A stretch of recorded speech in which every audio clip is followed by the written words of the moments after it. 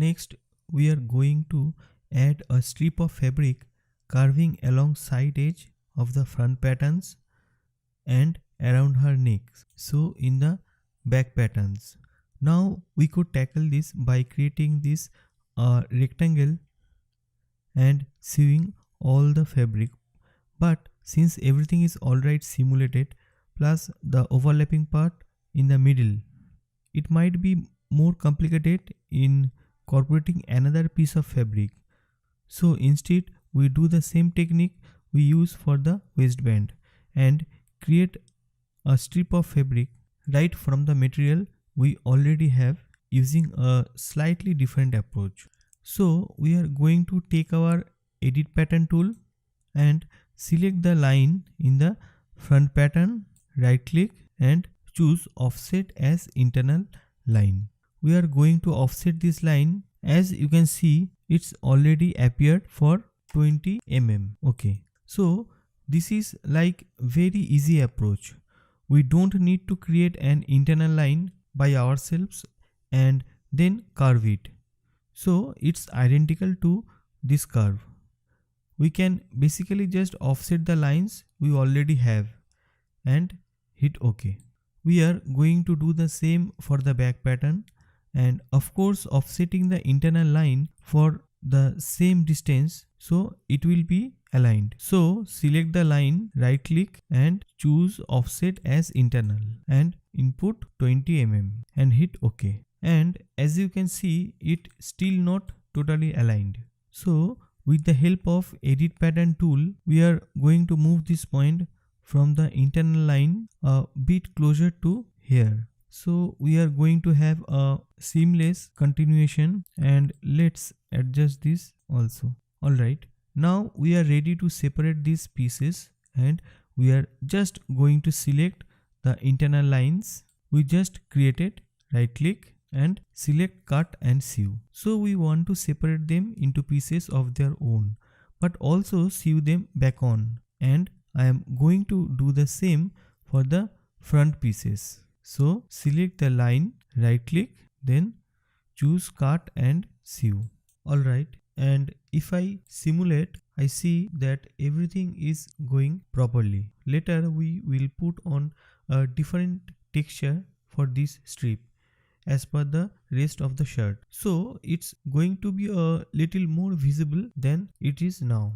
And next we are going to take a look at some settings which I am sure you have noticed in the property editor. So I am going to take my transform pattern tool and I am going to select these sleeves and the two front pattern, and property editor opens up certain settings for me. Now the first is basic information about lines and length, which is not very important for us. The other interesting option that I would like to emphasize is the elasticity. Now usually elastic is enabled for lines, not for whole pattern. So this is very useful that you know that you can turn this on right here, but in our case we won't be needing this for now.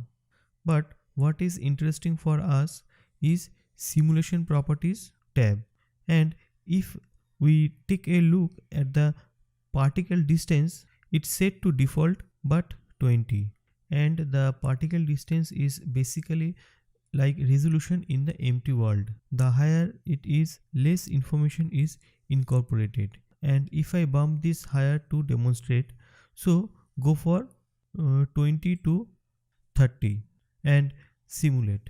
You can see that indeed we lose a lot of details, especially here in the sleeves area.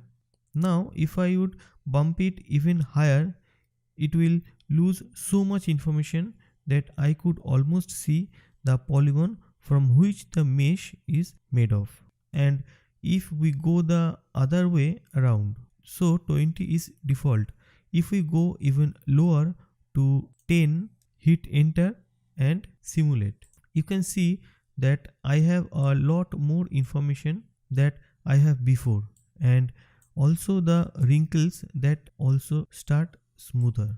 Usually right before exporting, I lowered the settings to 8 or about 5 for certain areas to assure as much detail as possible, but of course that depends on the project that you are working on.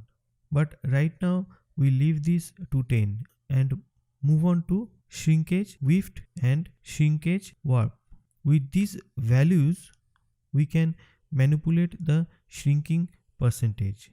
Now lowering it means that the fabric will shrink and become tighter. So let's go from 100 to 90, and as you can see it already started to shrinking. Now if I also shrink the warp, you can see it's very tighter on her and we lost some of the wrinkle that we have. Now if I bump it higher, you can see that it's getting much looser on her and we are getting a lot of wrinkles.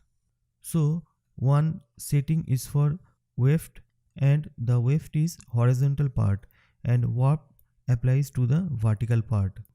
These two setting terms describe the way the thread is drawn through. Now we are going to keep some of these settings, but we are not going to make them so exaggerated. So I would advise you to use these settings bit more carefully. Don't bump it for 100 or more. I actually think that still too much. So maybe something like that is ideal. The other tool that we will take a look at is a tool that resides above the 3D window, and it's called tacking.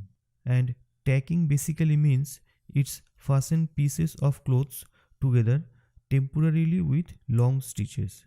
Now it can be used for fitting purposes in a traditional sense.